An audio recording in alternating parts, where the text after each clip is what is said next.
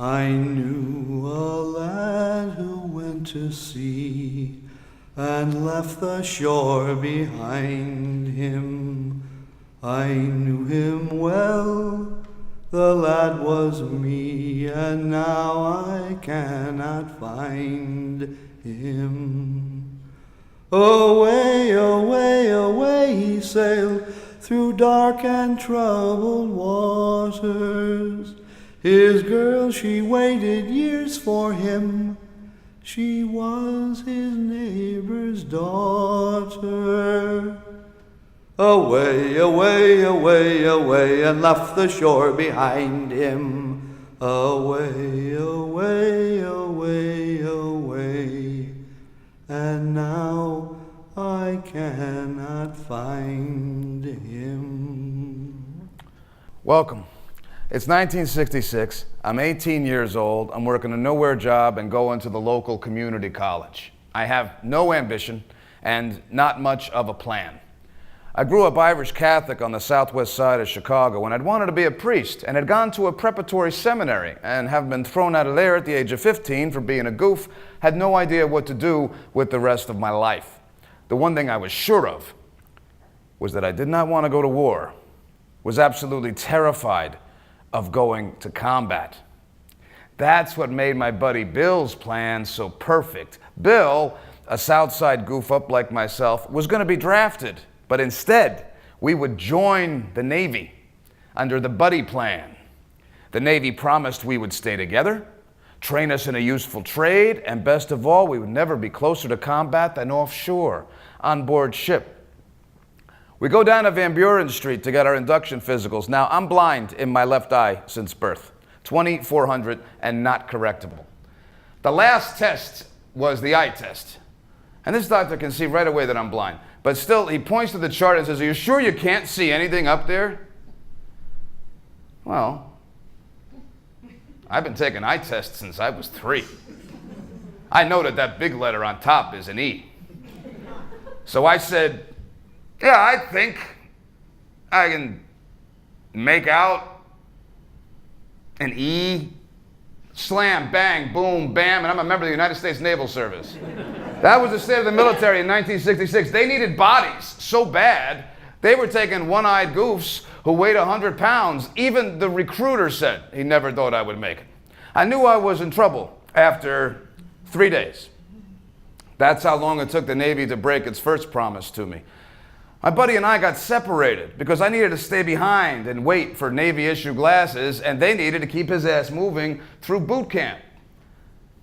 The only reason I joined was to hang with my buddy. No one would have drafted me with my eyes. Now I'm in the service where I suddenly realized I do not want to be, and my only reason for joining was going off without me. It was becoming clear that this was a world that I couldn't control and that didn't care what I needed.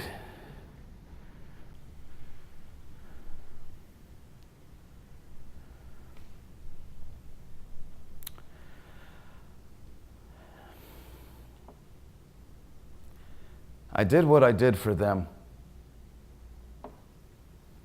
not for my country or some ideology, not for my family or to make the world safe for democracy. I did what I did for them, for 3 Charlie, my squad, and the rest of my platoon and my company. That world was very small.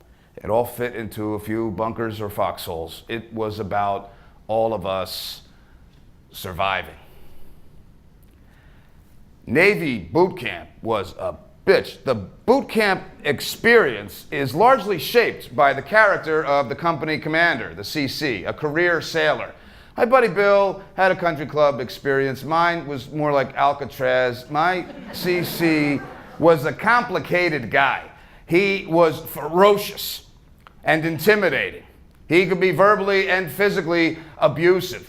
One time I was marching out of formation, I didn't know it, and I hear him come running through the drill hall, and I thought, uh-oh, somebody's in. So next thing I know, I'm being picked up and thrown across the drill hole. Another time I was bending my knees in a rifle drill. He came up and kicked me in the knees so hard, I went down. He picked me up by my rifle and hit me in the mouth with it. Pay attention, Drifty!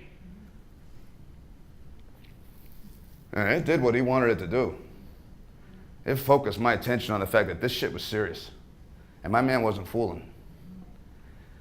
After a time, we grew to admire his love for the Navy and his dedication to us. And affection grew. And finally, we would have followed this guy into hell. He'd been given 12 weeks to take 80 boys and make 80 sailors ready for the fleet. It was also in boot camp that I began a lifelong friendship with Lenny Chesley. Smart, funny, solid. He was what they had in mind when they talked about the best and the brightest. He was always looking to do things the right way, always looking to help somebody out, and he never took himself too seriously, unless we were talking baseball and he was talking about the Boston Red Sox. I was underweight in boot camp, and the CC made me eat 5 meals a day, whatever, to try to put on weight. Lenny would write to his mom and have her send these atomic chocolate chip cookies, and when the package came, we would open them and split the contents. We also shared an attraction to a young girl that we went to course school with, Donna Petrosky. What a fox.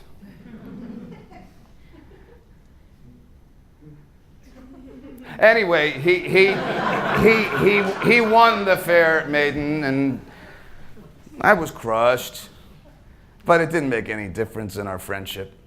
And he smoked cigars, and you had to love that. Now, Lenny was with me when I came back from choosing the job I would do in the Navy. Now, friends, everybody needs a hobby. Mine is making errors in judgment. I chose hospital corpsman, someone trained to perform simple medical or first aid procedures. My uncle had been a corpsman in World War II. He served aboard an aircraft carrier, came home, went back to school. It's a part I skipped in my decision-making process, and became a successful optometrist. In fact, he was the guy that told me that big letter was an E. Now, I made this decision without asking anyone who might know, like my CC, what the job would involve. I found out when I told him, and he went into a rage. And he told me that I would be going overseas, not on board ship, but with the Marines, on the ground. Imagine my surprise when I found out that the thing that I was most afraid of in the world, the thing that I had joined the Navy in order to avoid, was exactly the thing that I had just signed up for. And the ironic part is that if the Navy had decided that they needed more corpsmen that day, I would have been made a corpsman. You could have had corpsman on your list at number 7, and you would have been made a... If the word corpsman appeared in a dream you had, you would have been made a corpsman. So how much choice did the Navy really give? Old men hate to see young men go to war, especially when the young man has a son. The day I had to leave, I didn't want anybody from my family taking me to the airport, so I lined up a buddy to take me on this sunny, cold January Sunday. In the kitchen of my folks' little house, I said goodbye to my brother and his wife, and then my mother, and then I got to my old man. My father and I had a great relationship. I was his baby, his little guy. He got me my first set of golf clubs at 12, let me smoke cigars in the house at 15. He pleaded with me to tell someone about my eyes. Surely the Navy would not want his one-eyed son for such a mission. My brother was married and had a child. He didn't have to go. My father never thought it would come to this for me. As I started to walk toward him, he turned away from me and he walked over to the kitchen sink. I was young and I didn't understand what he was going through. I was surprised by his reaction. He wouldn't turn around. He wouldn't look at me. He just stood there at the kitchen sink, weeping. And soon I was too. I walked over to him and I kissed him on the cheek. And I told him that I loved him and that I would be okay. That I would be okay. What I do know is that not one day went by that my father didn't write to me or cut out a newspaper article and send it to me. I don't think enough attention is paid on what parents have to go through when their children go off to war. I believe it was harder on my father emotionally than it was for me. I was living the experience. I knew where I was every moment. He's back here watching the whole thing on the Cronkite News, wondering if I'm in this battle at Compiègne or that one at Quai San, or if I'm one of this week's tally of KIAs. The first leg of the trip was through Treasure Island Marine Base across the bay from San Francisco. And the night before I went over, I was standing on this hill looking down at that glow and the twinkle that was San Francisco. And I thought, oh man, those people are so lucky. They're not going away thousands of miles to who knows where.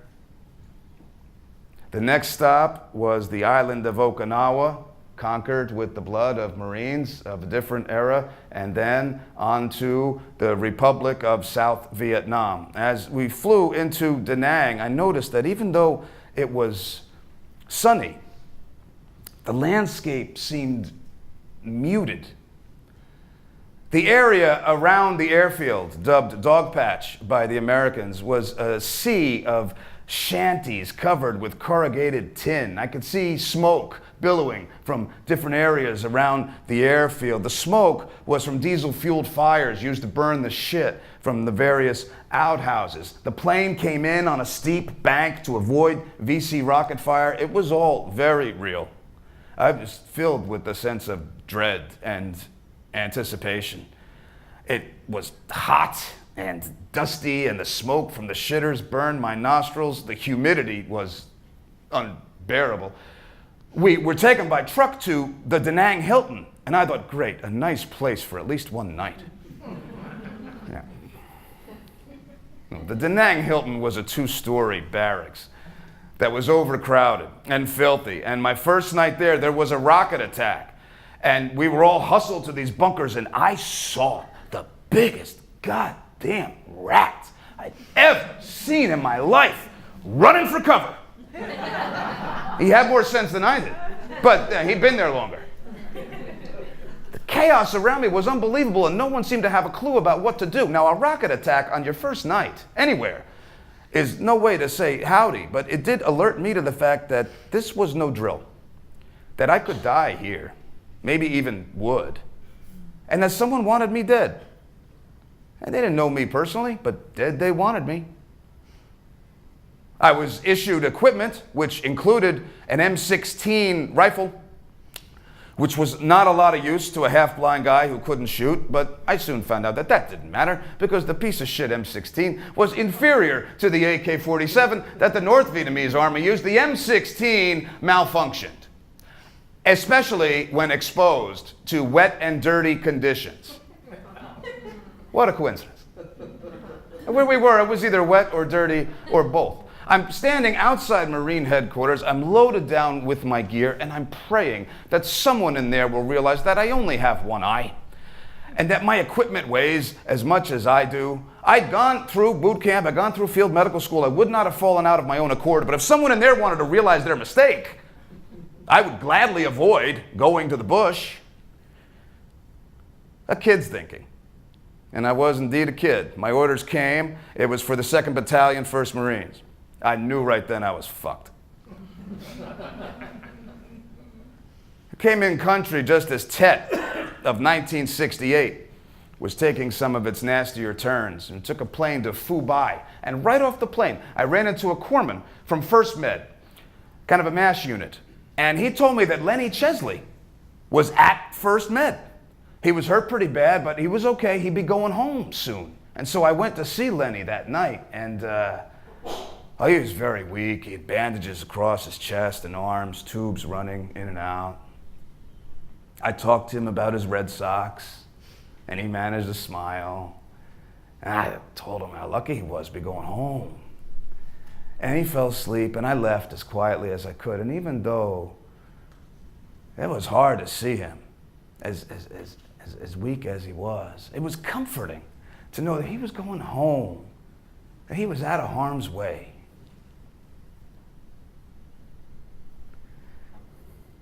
It wasn't until 2 months later I found out Lenny died of wounds received, not long after I saw him. Right there in the obituaries. I never picked up a Stars and Stripes again.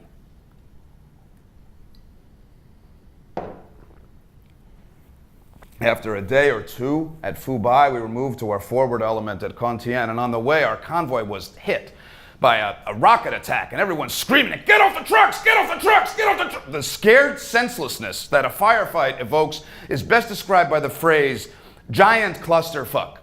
It's confusion mixed with adrenaline, mixed with mayhem. Well, the rocket attack ended, and all us fucking new guys were put back onto the trucks, and it was then I noticed what we were carrying on the trucks. Rockets. We were carrying rockets. So if a rocket hits the truck, we're all rockets. Contien was a combat outpost near the DMZ. In Vietnamese, Contien means place of angels. If they meant dead spirits, they weren't kidding. The base was surrounded by a thick mist most of the time. It was also surrounded by NVA regulars, some of their best troops, led by guys who knew what a pile of dead Frenchmen looked like. The battle for Contien was one of the major battles of the war. If you're old enough, you saw the photos in Life. It was rocketed and shelled every day, all day, and the day I arrived was no exception. They were taking artillery when I got there, and oh yeah, it was raining. Hard. If you don't know what being under an artillery attack sounds like, go stand underneath the L tracks when two trains are coming full speed. The sound is deafening. Then comes an explosion that rattles every window on Wabash to its limits, and the ensuing blast sends shards of hot glass ripping through everything in its path. With artillery, it's worse than any of that, but you get the idea. You hear it coming.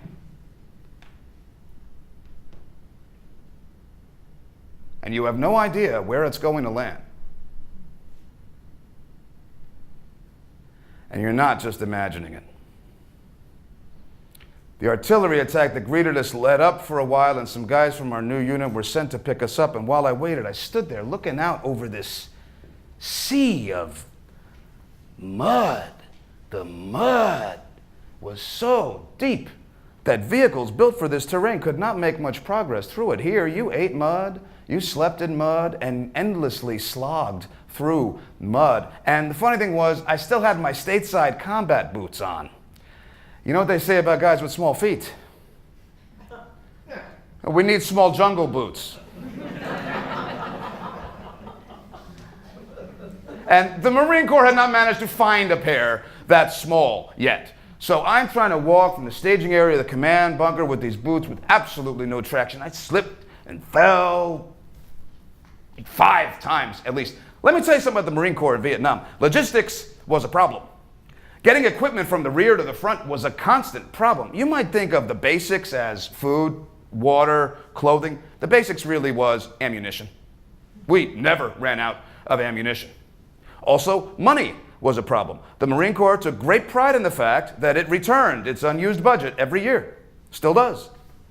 The Marines, we do more with less. These logistical and financial considerations were not being taken care of in Vietnam. It seemed to me that somebody is operating from an old manual that doesn't take into account the realities of this particular land-based war. Once we ran into an army unit of an equivalent nature. They had a mobile hospital with them, with all the comforts of home, generators, refrigerators, cold beer, minor surgical facilities. Did I mention cold beer? abundant field medical equipment. I looked at all of this and then at my little medical bag about the size of a shaving kit. I thought, oh man, are we from the same country? Now, a pair of boots might not seem like a big deal in the grand scheme of things, and it's probably not, but when you can't do your job because you don't have the basic equipment, then something is very wrong.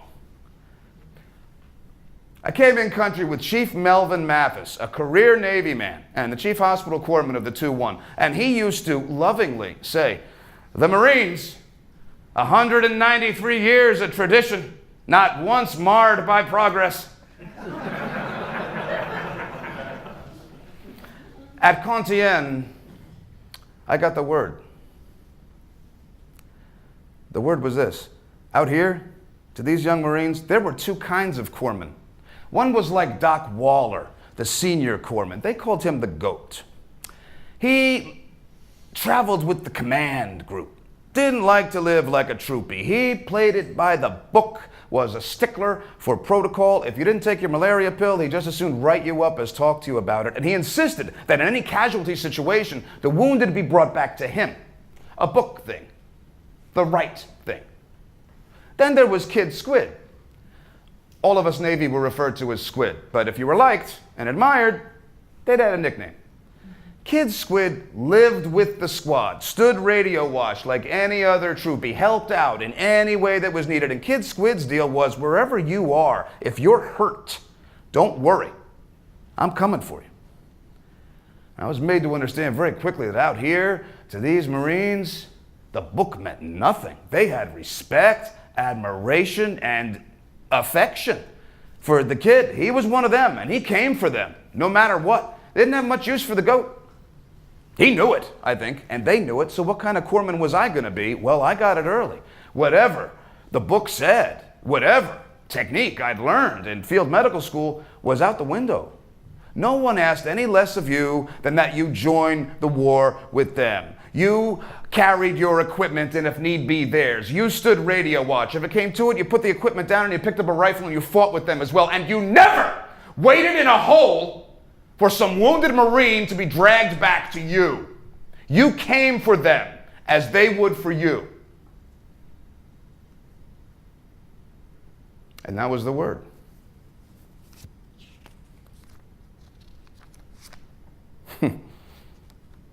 Dear Dad, ain't that something that I'd end up in golf company, of all things? And when they say penalty stroke here, they ain't kidding. Ha ha. You sure don't go looking for your ball in the woods. I can't tell you where we are, but it is up north.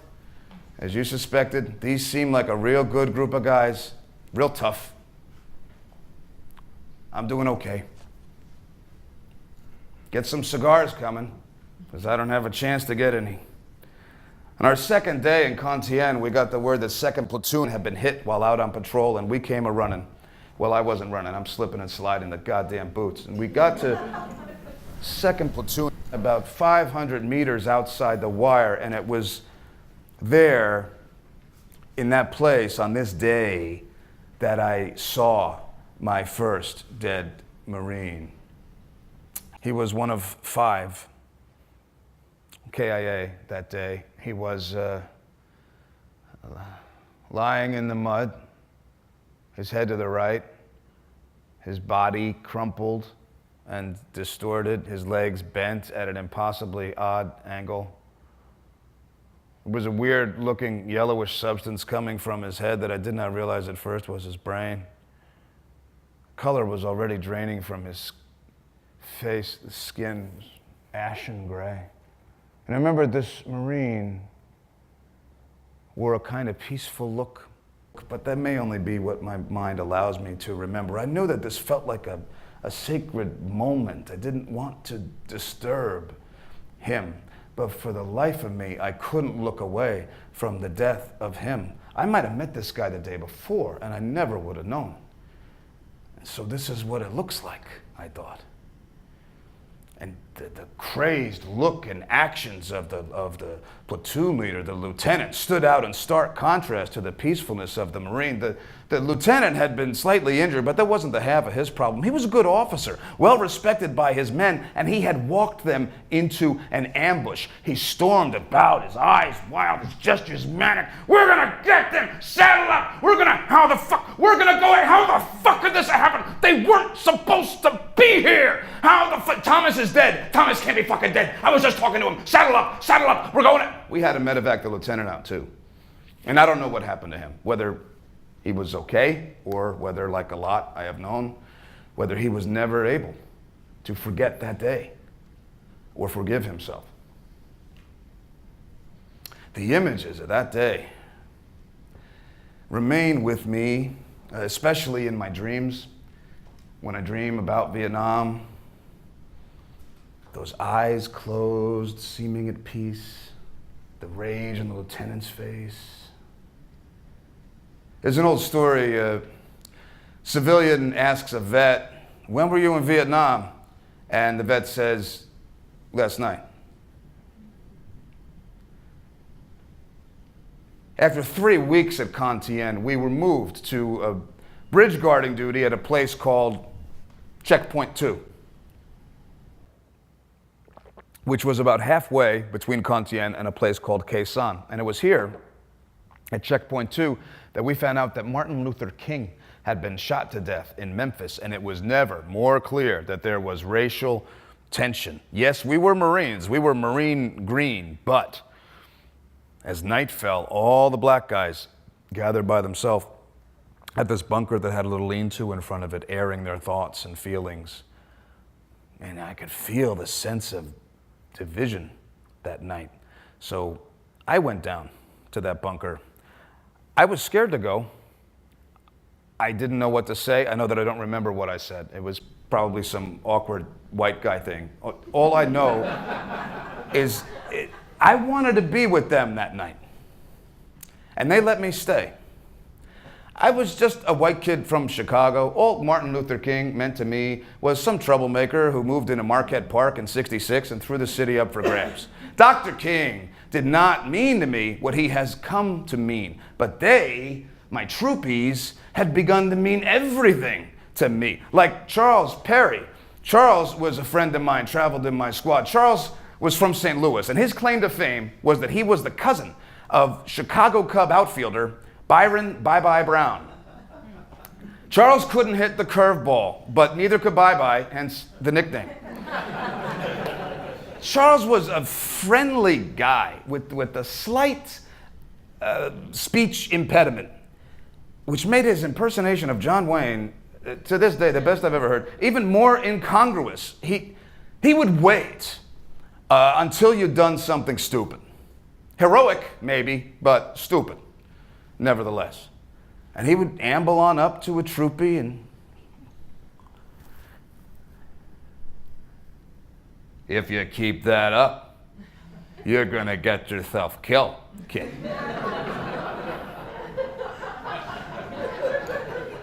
Tom Mousel, the Mouse, was head of the guns team, the M60 machine gun team, and Mouse was getting short, which meant he'd be going home soon. In fact, he was getting so short, he was getting nervous. A common occurrence. The fact is, most grunts died early or late in their time. Early because they were too inexperienced, late because they were too cautious. One day, Mouse came to me and told me he'd been bitten by a rat, which meant he'd have to go to the rear for 14 days of very painful injections in the stomach to prevent rabies.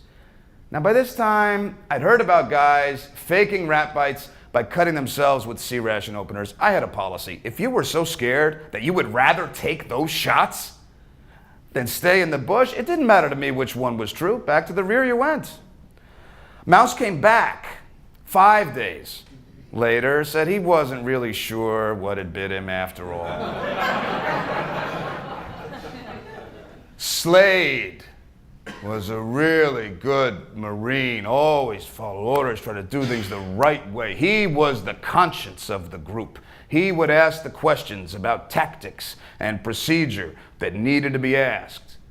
Majeski was the youngest. He was from Chicago, so we got along great. Ski got a big kick out of my attitude, which by that time was beginning to change. I was thinking of the higher-ups as jagoffs, which is okay if you keep your mouth shut. But I was beginning to not keep my mouth shut. And from Southern California came Zulu, Zeus, as he was known affectionately to all of us. Zeus was a tough kid from LA, a slacker on rear area protocol, but brave and resourceful in the bush. He had been my squad leader from the time I'd come in country. He looked out for me when I was still Nicky the new guy. He would get upset with me, really upset, when I bitched about the Marine Corps and its supply and leadership problems. Zeus was a natural leader with a bent sense of humor. He made me laugh, a quality that was beyond value in this place. And in my squad, there was Tucker. Just this big, strong kid from New England, a great spirit, my best buddy in the squad. We were Mutt and Jeff. We looked out for each other, often traveling close together on patrol, sharing meals together. By this time, been there about 3 months. I could hardly eat anything out of those sea ration cans anymore. Tuck would give me whatever of his I could eat, as he could eat just about anything. He was like a good-natured big brother. And me, I was making the transition from rookie FNG to seasoned veteran. I'd even been given a nickname. I grew a mustache, and I looked like Fidel Castro on diet pills, so they called me El Squid.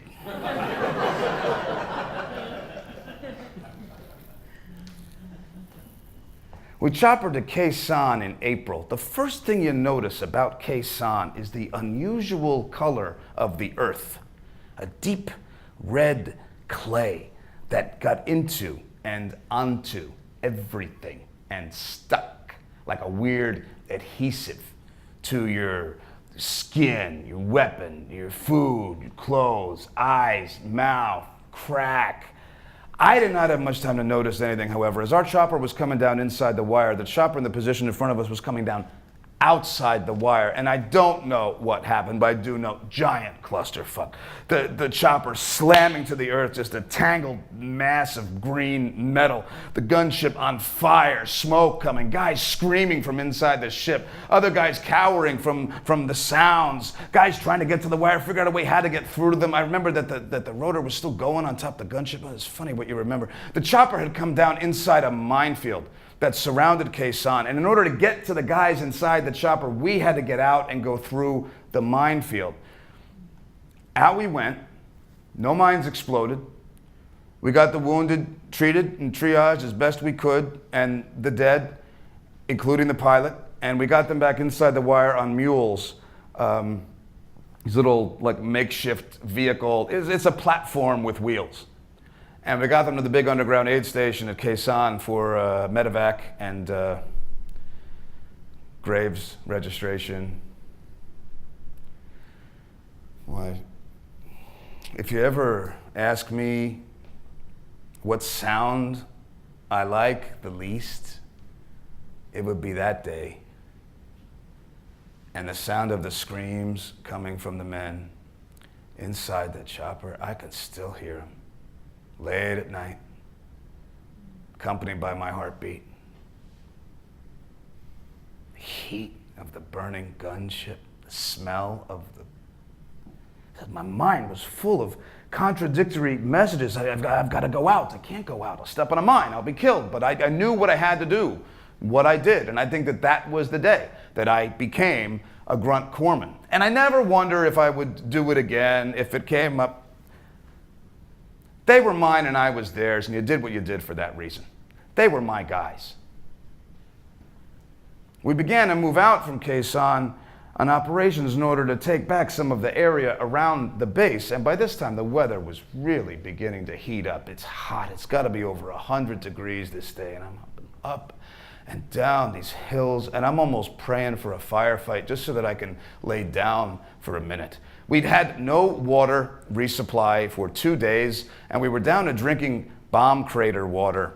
in order to survive. Now, to get the picture of how ugly and mean looking bomb crater water is, imagine that shit that's been in the back of your refrigerator for 6 months, and now imagine it liquefied. You had to dip your canteen into this shit and pull it out and drink the motherfucker. I drank water I would be afraid to get close enough to pee in today. So we sit down toward day's end, but my back is so sore from humping these boonies, I gotta sit down in stages like a dog with arthritis in his back legs, and my jungle fatigues are sticking to me because this sweat, this viscous, gooey, slimy sweat like I've never sweat before, sweat is oozing from me. By this time, even the dessert in the sea rations was inedible, so all I've had for a day and a half is bomb crater water and a half of a pecan cake roll. And I begin to half dream and half hallucinate my mother's kitchen sink. I'm thinking about all the times that I would turn that faucet on, let the water run, let it get cold. I'd come in from school or from washing the car, from playing baseball, and I would just come and guzzle water. What I wouldn't give for the sum of the water I wasted.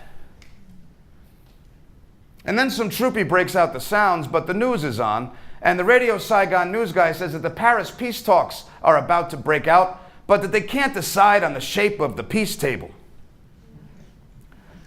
I'm feeling half nuts. Who gives a fuck about the shape of the goddamn table? I start pounding my helmet. As tired as I am, I'm energized. Now I am up and I'm marching from one end of the perimeter to the other, screaming and cursing my lungs out. As my letters home had usually been full of cheer and good humor for my folks. Dear Dad, please don't let anyone else read this one. Dad, I can't help but think that this whole thing is one big mistake. My friends and I are trying so hard, and these assholes can't even decide on the shape of a table. I'm ashamed of these men. I'm ashamed of myself for writing how shitty I feel. You're the only one I can talk to about this stuff, Pop, the only one. Please don't tell Mom how bad this letter sounds. This whole experience, from the lack of resupply to the shape of the table, began to wear at me, began to erode my faith in my leaders. We depended on the Marine Corps and the government in general to care for us, like a child depends on a parent. And when our needs were not met, it moved a lot of us to rage and social withdrawal. My world was becoming very small. Down to not just more than my guys.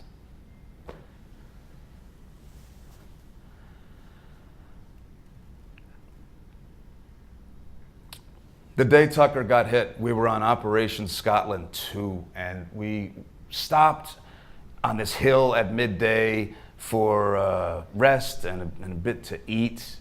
God and all of North Vietnam could see us. We were very tired from humping the boonies on this operation. It was a careless thing to do. As we got up to move, the NVA started walking mortars in on us. And the thump of the mortar as it's being ejected from the tube, that thump can fill you with terror. I knew it wasn't outgoing. Then the explosion started, sand and shrapnel flying everywhere, guys screaming, incoming, incoming, trying to dig at the earth and dig a hole to get into. I found a small indentation and filled it, but it didn't matter what we did. We were not dug in, and the shit was flying everywhere. And then I heard someone yelling, Corpsman, Corpsman, Doc. I did not want to move. I have never wanted to move less than at that moment. The thought occurred to stay put. After all, the mortars were still coming. But then I flashed back on my CC and 80 sailors to the fleet, and all of this is happening in a second, and I get up and I'm running past this tree toward this gully where the screaming is coming from, and I look down on the gully and I see several of my squad, and one of them is Tucker.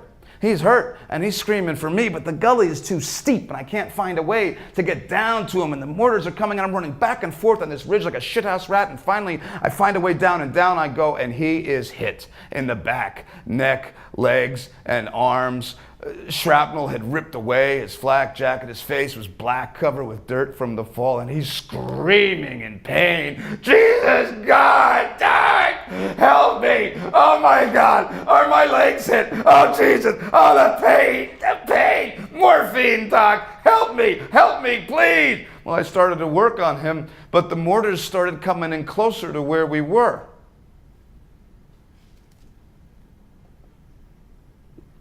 He's too big to move. And everybody else is busy helping somebody else. And I didn't know what to do. He's my friend. And he's completely helpless. He's screaming in pain. And so in order to try and help him, I did for him what I know he would have done for me. I climbed on top of him so that my body would shield his from any more shrapnel. And then the mortars stopped. And all I could hear was Tucker screaming, Jesus, please, God, help me. And I made the decision at that moment that haunts me to this day. I give him the shot of morphine, not knowing enough about his wounds to know if that was contraindicated. What if, in all the fear and chaos, I missed a sucking chest wound? A deadly no-no for morphine. I live with guilt every time I think about that day. It took 3 of us, Captain Woods, Zulo, and myself, to get Tucker up out of this gully and onto the choppers. The choppers were still coming in and out very quickly because Luke the Gook and his mortar tubes were still in the area. And we get Tucker on this chopper, and I watched it. Well, you know, if you ever see a Vietnam veteran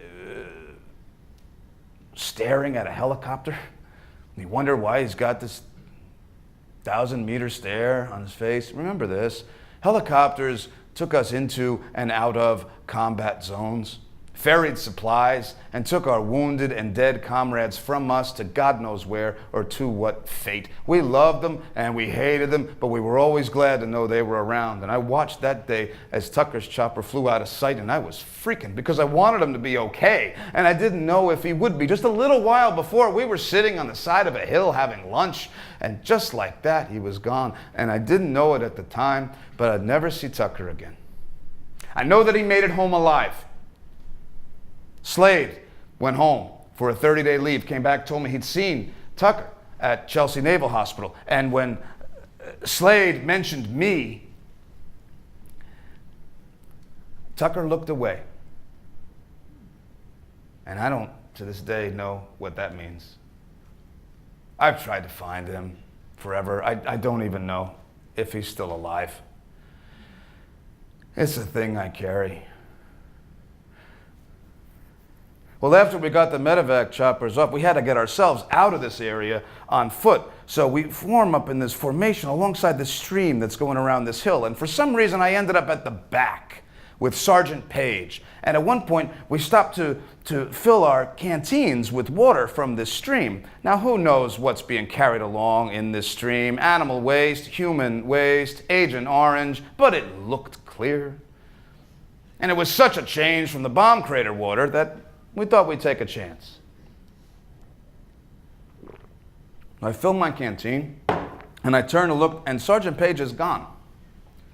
And I'm scared for a second, but I'm okay. And I just try to follow the stream. And every time I think I'm going to see him, he's not there. And the platoon is gone. And I'm alone. And all of a sudden, the sounds of the jungle get very loud. Like there's a million locusts all around me, and sweat starts to trickle down my back, and panic is setting in. Did Sergeant Page get nabbed by the NVA? Did the platoon go up a hill? Am I going to get nabbed? The thing I fear most is getting captured. The gooks are all around us. Fuck! I decide that I have to get up high to try to see where my guys are. So I start running up this hill, and I'm slipping, I'm falling, I'm running as fast as I can up this hill, and my heart is pounding in my head, and I finally get to the top of this hill that I am assaulting by myself with my trusty rusty .45 pistol at the ready. Who knows what's going to happen if I have to fire this thing? It'll probably go off in my hand. I'm standing on the top of this hill and I can't see a thing in any direction. And if there's any doubt among the NVA about where I am, I shout out, "Hey, you guys! Hey, you guys! Where are you guys?" And at the bottom of the hill is a guy I hate. We'll call him Bucky. Bucky called everybody old buddy. And he yells up, "Hey, Doc, old buddy, what the hell are you doing up there?" And I was never happier to see anyone in my entire life. It took us a day and a half to walk back to Quezon. By that time, we all felt so close to each other that it was like we knew what we were thinking and feeling. And what had been drummed into our head in basic now seems so ridiculous, that you shouldn't get close to your squad. I felt a little foolish with how much I loved these men. It was like an affair without the sex. There's something happens between men in combat that's beyond love, it's beyond sex, it's unlike anything before or after. It is a total and complete connection with other men. If only you didn't have to look into hell to find it. Quezon, Sunday, May 19th, 1968. Nothing much was happening. Even the incoming had started to slow down. Guys were getting very lax. We were still responsible for routine patrols. Road sweeps, you would go out and look for landmines, usually accompanied by a tank as backup. Well, guys were getting so lax that they weren't even taking as much ammunition or grenades as needed. It was just like a stroll in the country. And this day was like any other day. It was sunny, hot, and Fox Company had the road sweeps. And the NVA were waiting.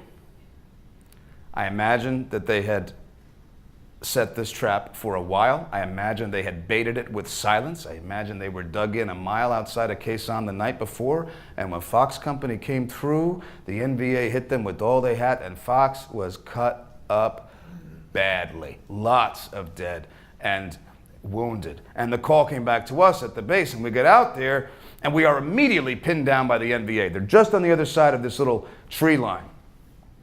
We're taking incoming mortars and small arms fire, so the decision is made to play our ace in the hole. The truth is, we have air superiority. The NVA have no air force to speak of, so whenever we hit the shit, we call in the jets, if possible. So we dug in, and we wait for the Airedales, and that's when the captain, he comes up with an idea. He says, "Start yelling at them.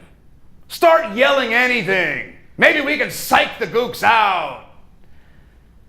Well, this had the feel for us of one too many John Garfield movies, but guys started yelling stuff about Ho Chi Minh's mom and stuff, and the absurdity got too much for me, so I stand up and I yell to the NVA, "If the Cubs don't win the pennant in 1968, you fuckers can look for me in your grocer's freezer."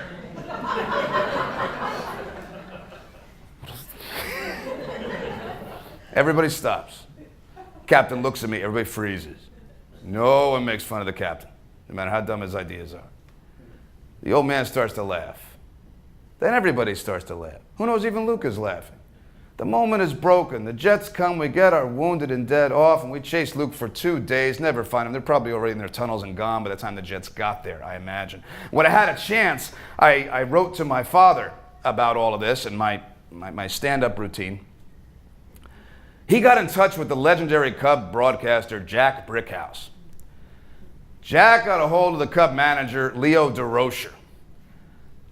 And weeks later, I got my only war souvenir, an autographed photo of Leo the Lip congratulating me on terrorizing the enemy.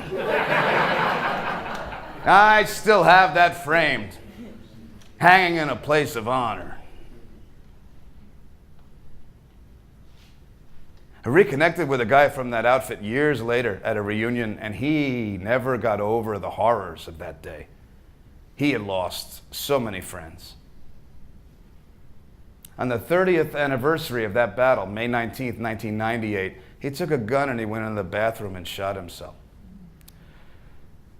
He killed himself. His wife found him. That's a great loss to all of us who knew him, especially his wife. And a reminder that war goes on warring in the warrior.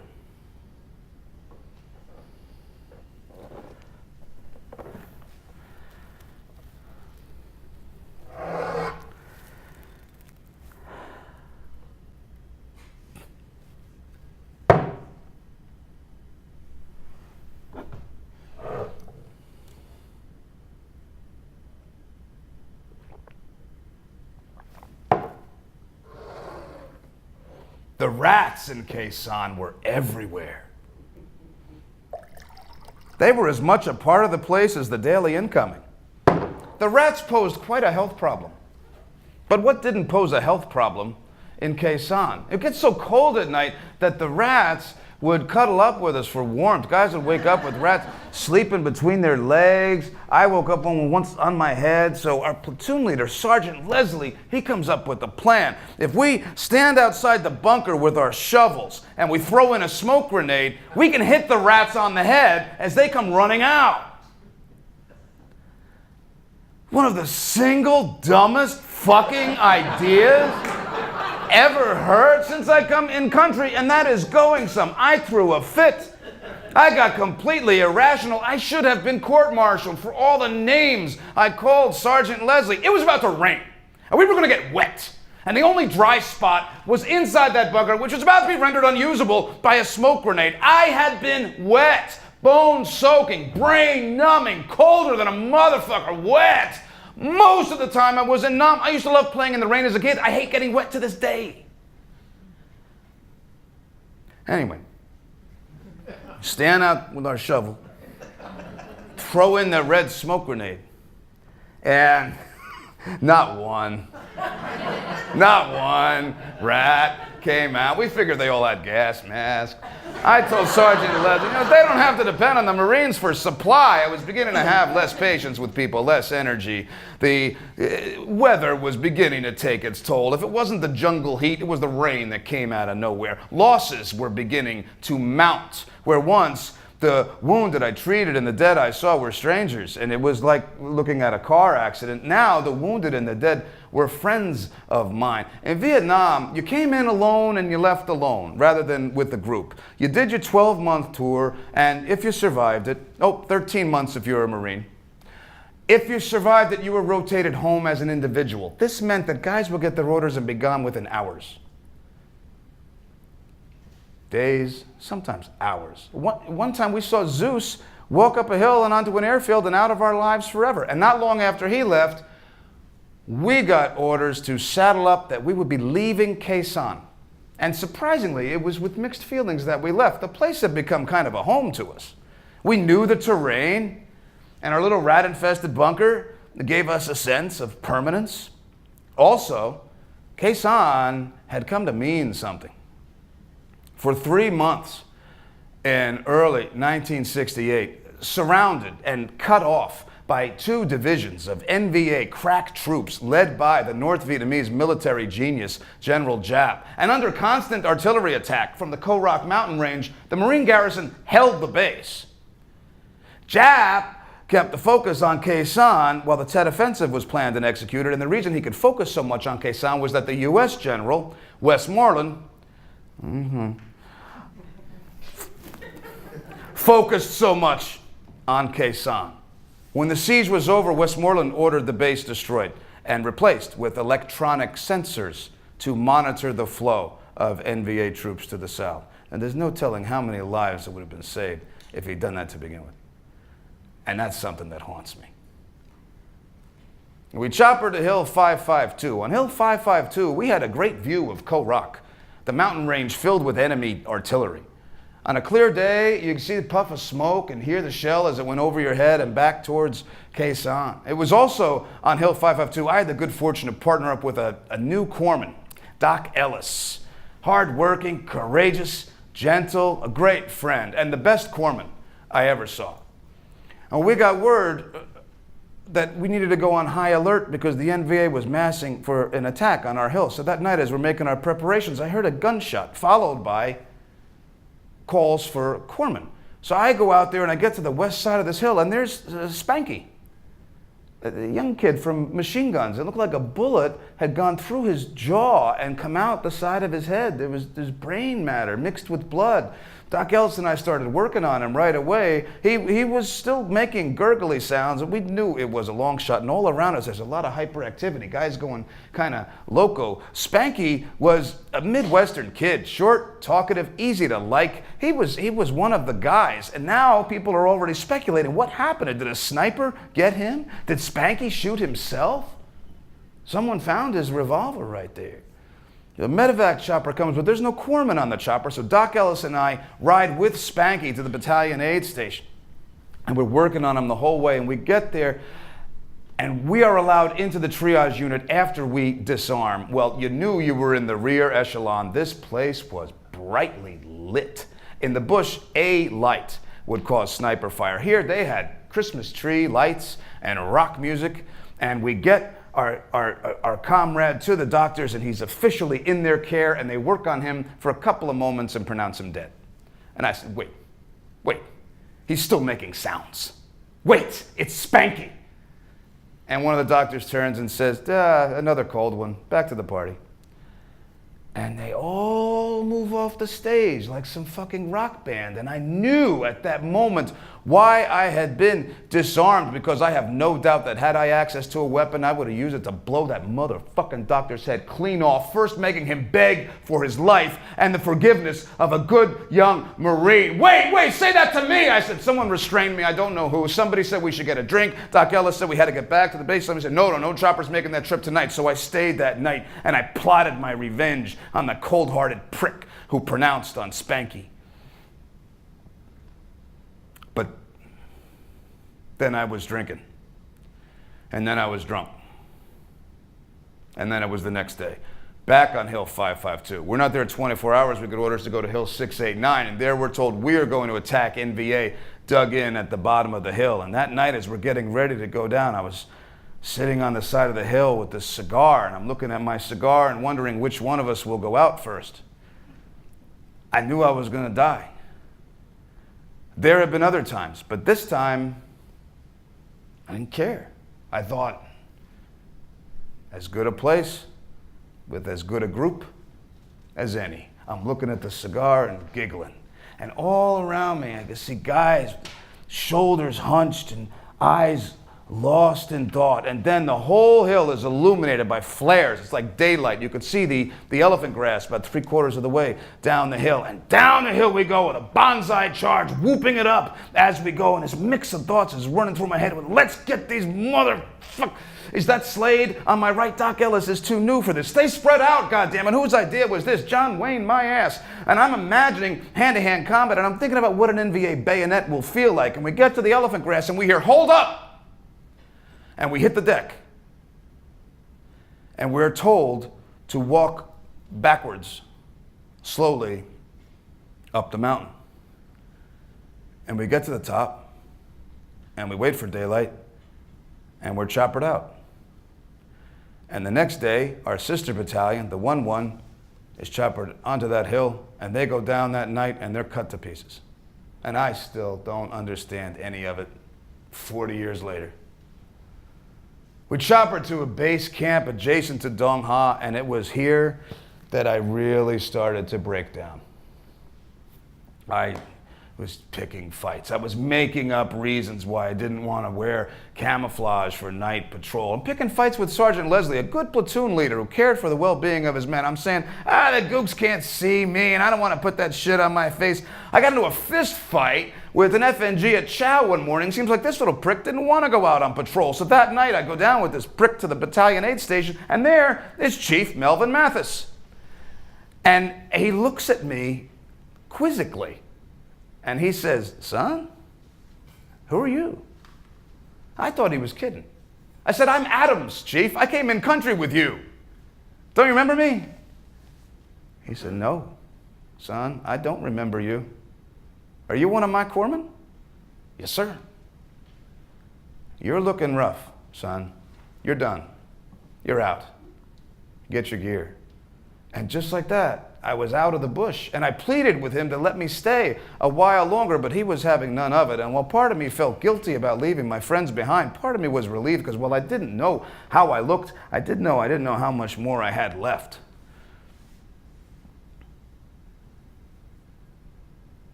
I felt bad about leaving my friends behind. Slade was still there. Doc Ellis was hard to leave.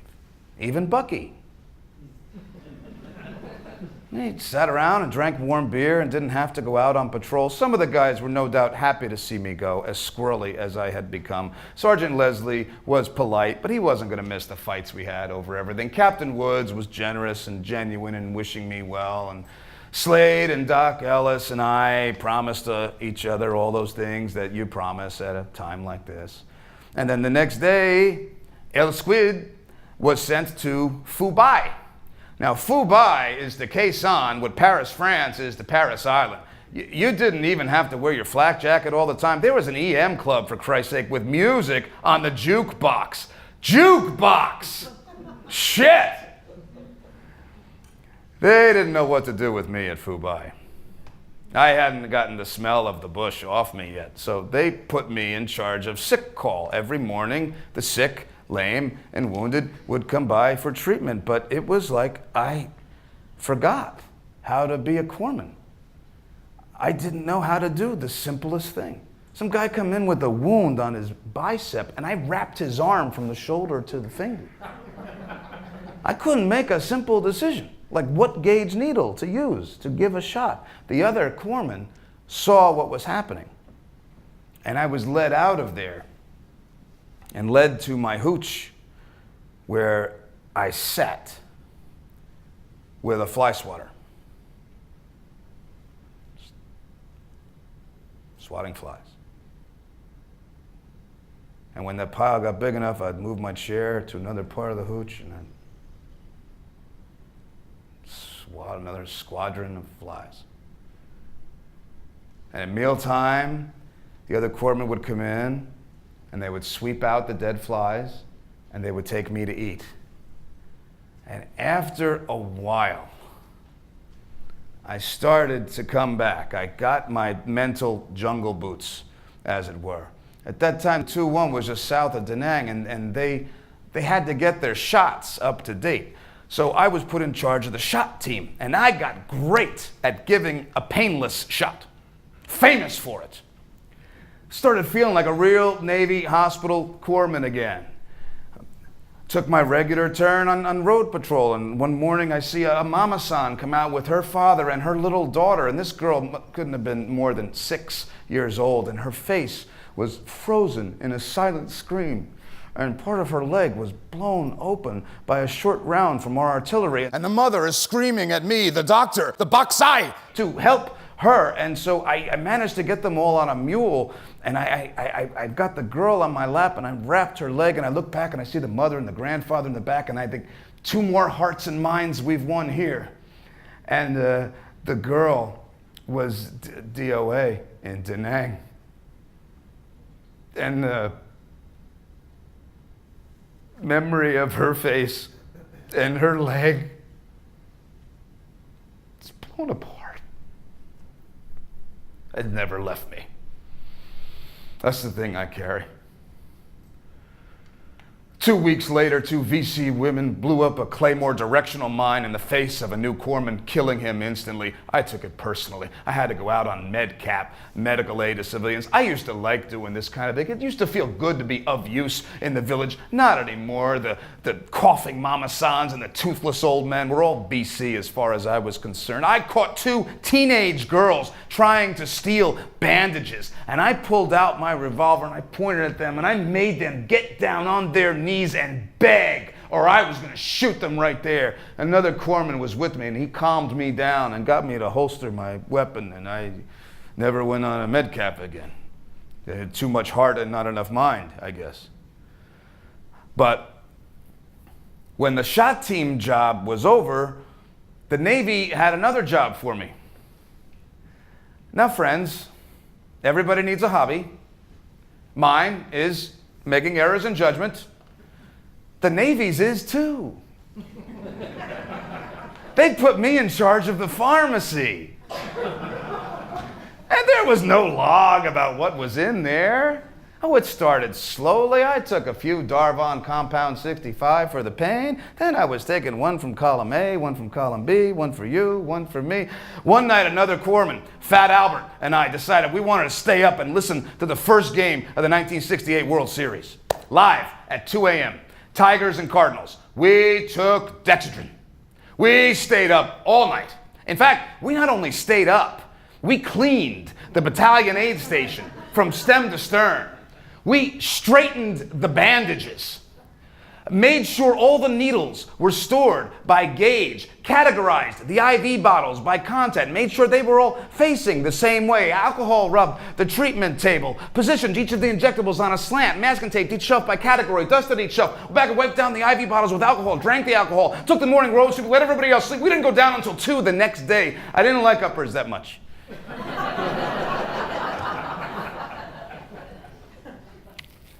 But I sure like those downers.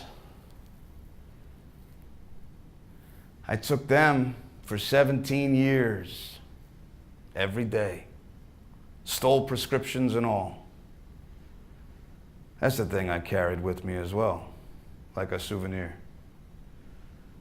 And then one day I was standing outside the battalion aid station in the mud, and I get my orders to go home.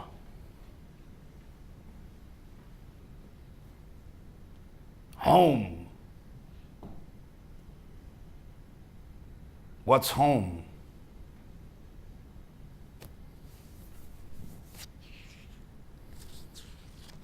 Dear Dad, thank you for writing to me and telling me about your experiences in World War II. I'm privileged that I'm one of the few you ever shared that with, that you could talk about them with me.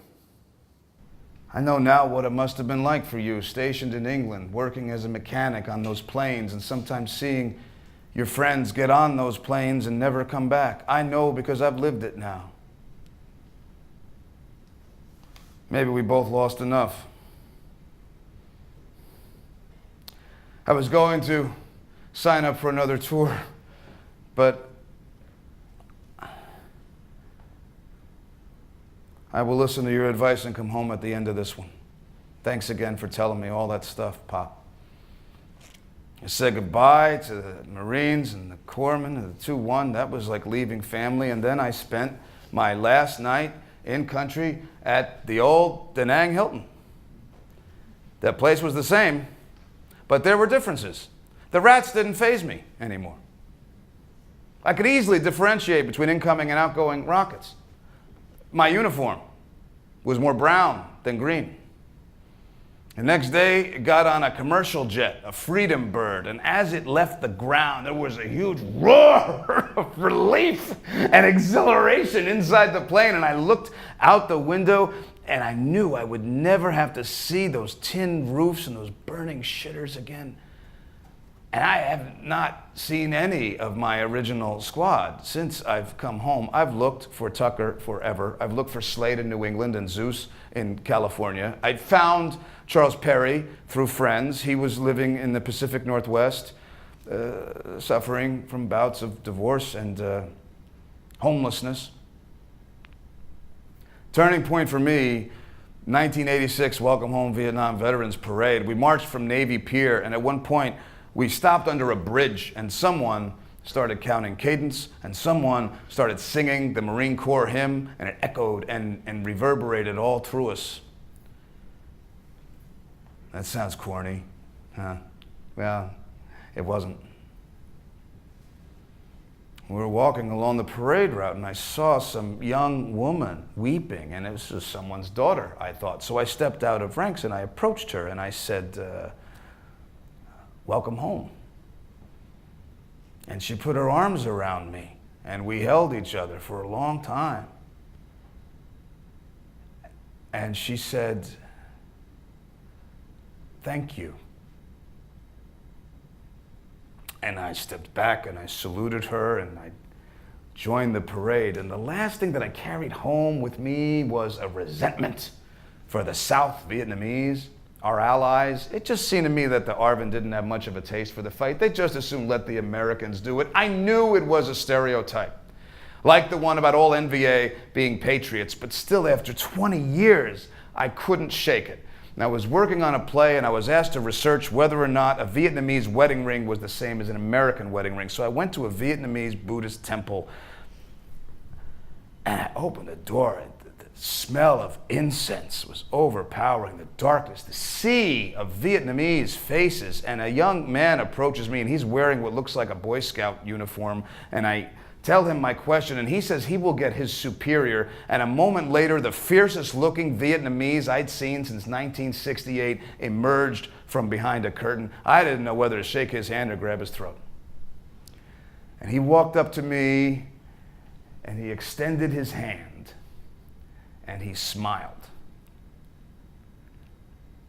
I took his hand, and he said, "The rings are the same." And in that moment, I could feel the resentment draining out of me. It's like a blessing. He invited me back to celebrate Tet.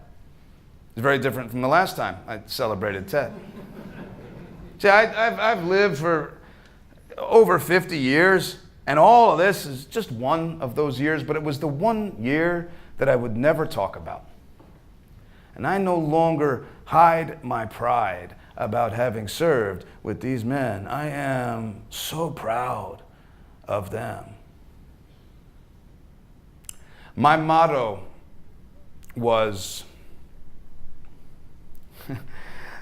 nobody lives forever, but nobody dies tonight. Now, for those I failed, I'm sorry. You know that I did what I could. It just wasn't enough. And for those of us that did make it back, we have an obligation to the others to live this life to its fullest. And for those who have not come home in their heads or hearts, we have an obligation to reach out and care for those brothers and sisters in whatever way we can. We can't wait for the government to help them any more than we could in Nam. It's still about all of us surviving.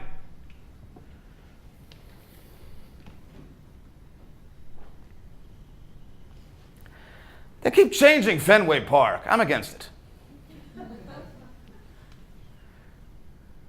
My buddy's spirit lives in Fenway Park. Lenny Chesley and I sat in a rec hall in Camp Lejeune in April of 1967, watching a ball game, drinking a beer, and when told I was a Cubs fan, Lenny said he could always tell a true baseball fan by the team he rooted for. Lenny rooted for the Red Sox, who hadn't won the pennant since 1946. But that year, 1967, that was the year of the impossible dream with the miracle finish.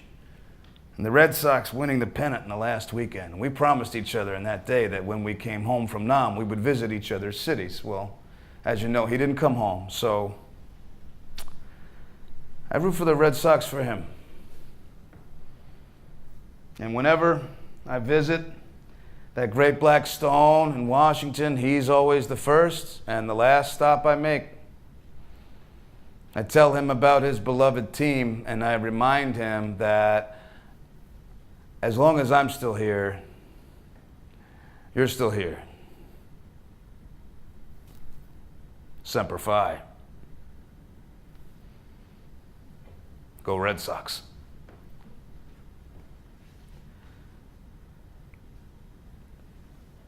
Welcome home.